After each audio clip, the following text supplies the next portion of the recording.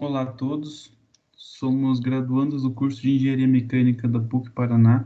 Me chamo Gabriel Brant e junto ao meu colega Pedro Zabroski, nós iremos apresentar o nosso TCC. Foi orientado pelo professor Carlos Augusto Laurindo. Nosso tema é a análise do impacto da tecnologia FlexFuel nos motores a combustão interna. Bom, então, o que são os motores flex-fuel? Os motores denominados como flex-fuel podem operar com dois tipos de combustíveis, o etanol e a gasolina. No momento do abastecimento do veículo, o consumidor pode escolher entre a gasolina e o etanol. Normalmente, essa escolha é motivada pelo custo de cada combustível. Então, os pontos que motivaram a escolha do tema foram a representatividade dos carros flex-fuel no Brasil atualmente, as diferenças entre as características do etanol e a gasolina, a comparação de eficiência e emissões entre os motores bicombustíveis e monocombustíveis, avaliando fatores como taxa de compressão e octanagem, e também o perfil do consumidor no momento do abastecimento. Bom, os objetivos do trabalho são estudo da motivação para a introdução dos motores flex-fuel no mercado brasileiro, comparação de eficiência, consumo e emissões entre os motores bicombustíveis e monocombustíveis, analisando principalmente os fatores de taxa de compressão, octanagem, poder calorífico e pressão média efetiva, análise do perfil do consumidor antes e depois da introdução dos motores flex-fuel e apresentação de possíveis melhorias e soluções para otimizar o funcionamento do motor flex-fuel. Bom, então explicando um pouco do contexto histórico. Em 1950 houve o início do crescimento industrial no Brasil. Em 56, no governo de Juscelino Kubitschek, houve a consolidação da indústria de veículos automotivos no Brasil. Em 73, houve a crise do petróleo promovida pelos membros da OPEP, pelos países membros da OPEP, que eles buscaram outra alternativa de combustível para abastecer os veículos. Em 75, foi criado o Proálcool, promovendo a substituição da gasolina por álcool etílico no Brasil. Em 78, foi lançado o primeiro veículo movido 100% a álcool, o Fiat 147. Em 86, cerca de 90% dos carros vendidos eram movidos a álcool no Brasil. Em 1990, houve a redução do custo do petróleo internacional e o aumento do custo da cana-de-açúcar. Com isso, os carros a gasolina começaram a superar os carros movidos a álcool. Em 92, a Bosch começou com o desenvolvimento da tecnologia de injeção eletrônica. Isso permitiu a variação do combustível dentro do motor. Em 2003, houve o lançamento do Gol 1.6 Total Flex no Brasil, que foi o primeiro carro flex produzido em território brasileiro. Bom, então agora vamos falar sobre o perfil do consumidor desde o surgimento dos veículos flex fuel.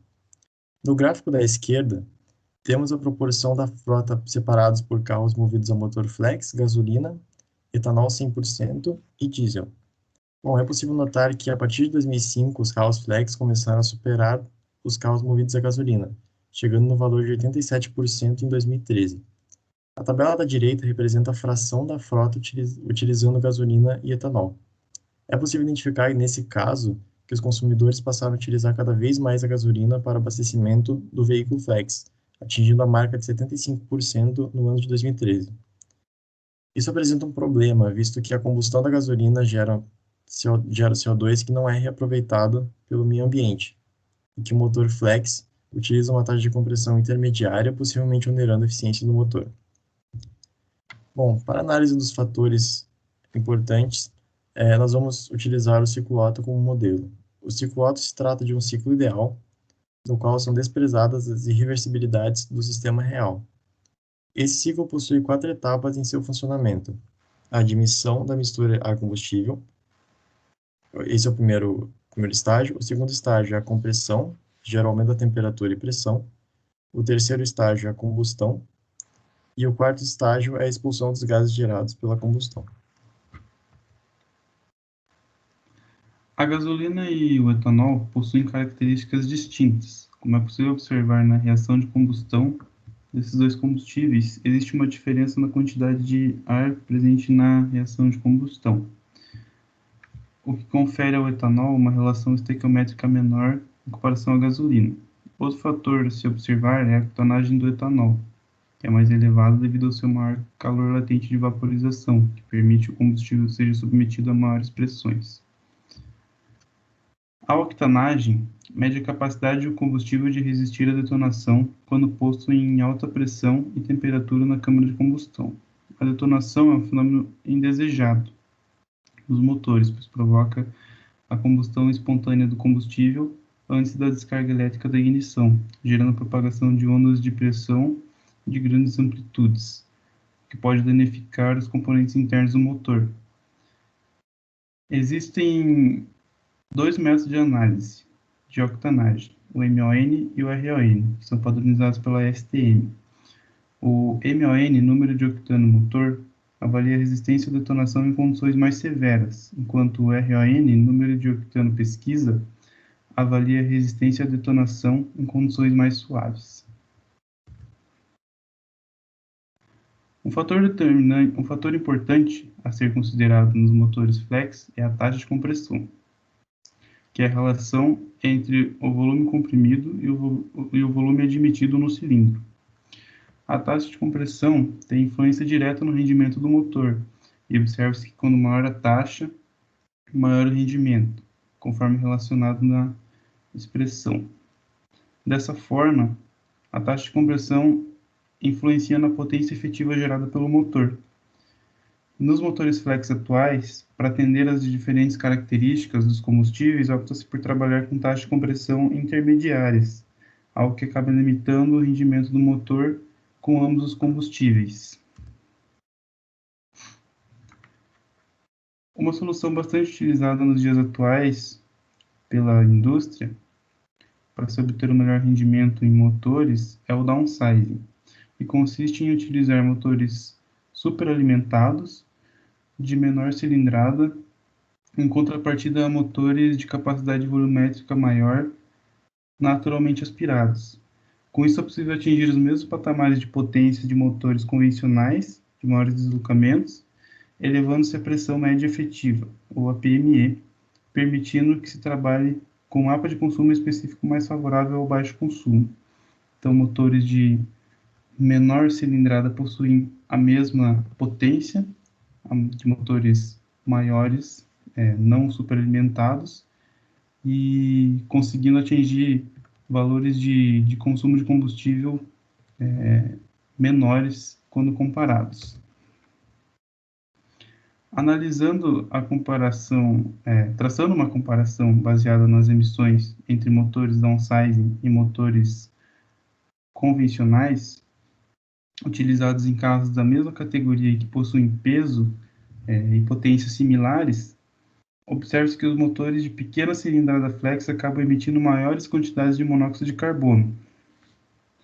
Comparando um motor convencional flex e um motor downsizing monocombustível operado somente por gasolina, observa-se que as emissões de CO do motor flex são maiores, indicando que esse motor possivelmente trabalha com uma mistura demasiadamente rica.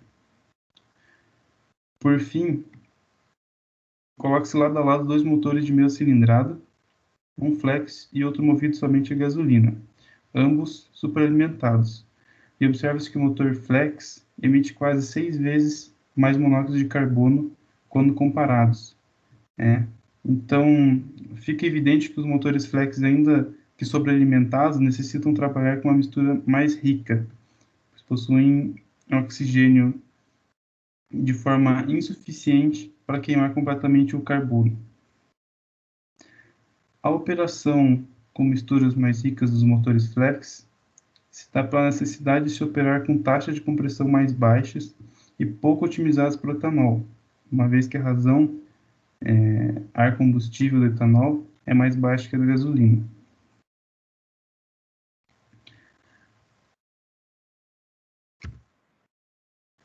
Apesar de ainda ser uma tecnologia recente, é possível apontar a taxa de compressão variável como uma possível solução ao problema da taxa de compressão intermediária dos motores flex.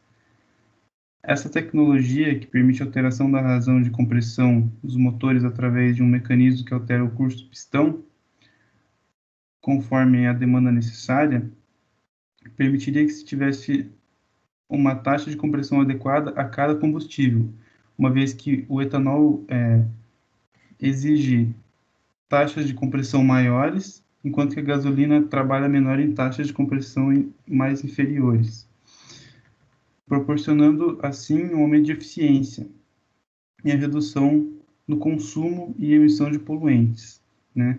Eliminando a necessidade de operação com misturas mais ricas para o etanol. Bom, então, a partir dos resultados apresentados, foi possível concluir que os motores flex possuem grande perda de eficiência, gerando níveis elevados de consumo e emissões de poluentes. A superalimentação é uma solução eficiente na redução do consumo, mas não se apresenta eficiente na redução de emissões para motores flex, como foi visto anteriormente. A taxa de compressão variável é uma alternativa que pode demonstrar um ganho considerável na eficiência dos motores flex, visto que consegue explorar melhor as características de cada combustível. Com isso, acreditamos que a pesquisa sobre a aplicação da taxa de compressão variável nos motores flex pode representar um ganho considerável para a indústria de automóveis no futuro. Nós agradecemos a atenção de todos. Obrigado.